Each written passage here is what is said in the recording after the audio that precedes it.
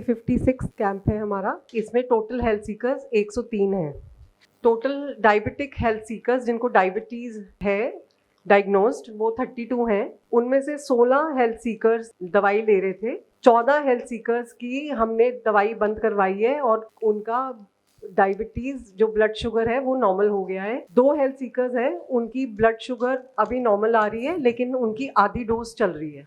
2 health Sikar हैं जो insulin पे थे, एक का बंद हो गया और एक का हम डोजेस रिड्यूस कर रहे हैं और उनका ब्लड शुगर में इम्प्रूवमेंट ला रहे हैं। 15 हेल्थ सीकर्स ऐसे हैं जो मेडिसिन नहीं खा रहे थे। उनमें से कुछ हैं जिनका डायग्नोस भी नहीं हुआ था कि उन्हें डायबिटीज है। उनका ब्लड शुगर हाई आया था जब हमने यहाँ टेस्ट किए। अब उनका ब्लड शुगर नॉर्मल है बिना दवाई के। यदि आप भी रोज की दवाइयाँ खा खा कर या ऑपरेशन करवा कर भी अपनी हेल्थ के साथ स्ट्रगल कर रहे हैं और बिना किसी दवाई या ऑपरेशन के जीवन भर स्वस्थ रहना चाहते हैं, तो आइए हमारे साथ अपने लिए निकालिए जीवन के केवल 4 दिन।